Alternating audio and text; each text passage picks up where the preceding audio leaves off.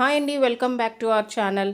ఈరోజైతే మనం వెజ్ బిర్యానీ అయితే చూసేద్దాం. చక్కటి క్లైమేట్లో చక్కటి వంటకంతో వచ్చేసాను నేను మీ ముందుకి. దానికి కావాల్సిన పదార్థాలు అయితే చూసారా, ఇవి చాలా కాస్ట్లీ అండి. ఇప్పుడైతే కాస్ట్లీగా ఉన్నాయి అన్ని వెజిటేబుల్స్ కన్నా. బీన్స్ అంటారన్నమాట అవి. నెక్స్ట్ ఇది పుదీనా అండి, మా గార్డెన్లో ఉంది కాబట్టి నేనైతే యూస్ చేస్తున్నాను. మీకు ఇష్టం ఉంటే యూస్ చేసుకోండి. చూడండి, దానికి సామాన్లు చూసారు ఎంత తక్కువగా వాడుతున్నానో. బిర్యానీ ఆకు, దాచిన చెక్క, లవంగాలు అంతే అండి. సో క్యారెట్, బీట్రూట్ అవన్నీ మీకు తెలిసినవే. నేను బీట్రూట్ అయితే యూస్ చేయలేదు. పొటాటో, టమాటో, అల్లం వెల్లుల్లి పేస్ట్ రెడీగా ఉంటుంది, గరం మసాలా రెడీగా ఉంటుంది. ఇంకేంటండి, ఇంకా రైస్ చూసారా ఆల్రెడీ నానబెట్టేసి. ఇంత సింపుల్గా అయిపోతుంది చూసారు. ఇవన్నీ రెడీగా ఉంటే ఒక ముందు ప్లాన్ చేసేసుకుని రెడీ పెట్టేసుకుంటే మీకు జాబ్కి వెళ్ళే వాళ్ళు కానీ, వర్కింగ్ ఉమెన్స్ కానీ, జెంట్స్ కానీ, సింగిల్గా ఉన్న వాళ్ళన్నా ఈజీగా చేసుకోవచ్చండి. చూసారా, నేనైతే ప్రాసెస్ అయితే స్టార్ట్ చేస్తాను.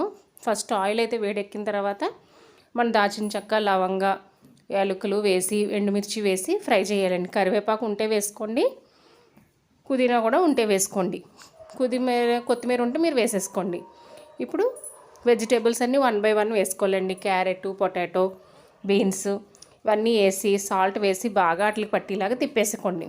తర్వాత మన ఇంట్లో రెడీ చేసుకున్న అల్లం పేస్ట్, గరం మసాలా, ఇది కూడా ఇంట్లో ప్రిపేర్. మీకు అది హోమ్ మేడ్ అనమాట. అది కావాలంటే ఎలా కావాలంటే చెప్తే నేను మీకు కామెంట్లో చెప్తాను.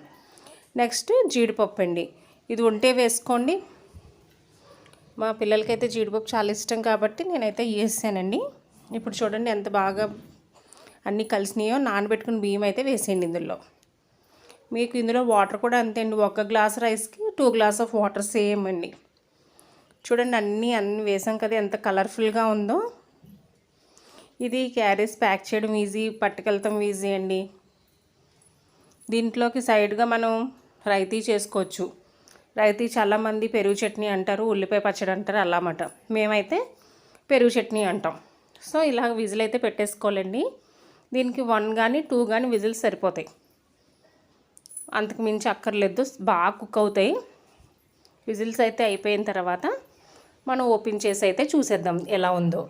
ఈలోపు నా ఛానల్ని సబ్స్క్రైబ్ చేసి, లైక్ చేసి, షేర్ చేసి.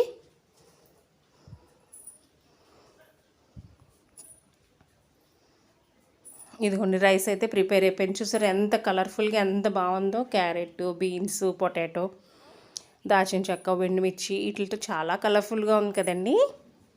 సో ఇలా రెడీ అయిపోయిన తర్వాత బాక్స్లో కానీ, పిల్లలకి పెట్టే హాట్ బాక్స్లో కానీ ప్యాక్ చేసి పంపించేయడం అండి. థ్యాంక్ యూ ఫర్ వాచింగ్ అండి. Bye bye.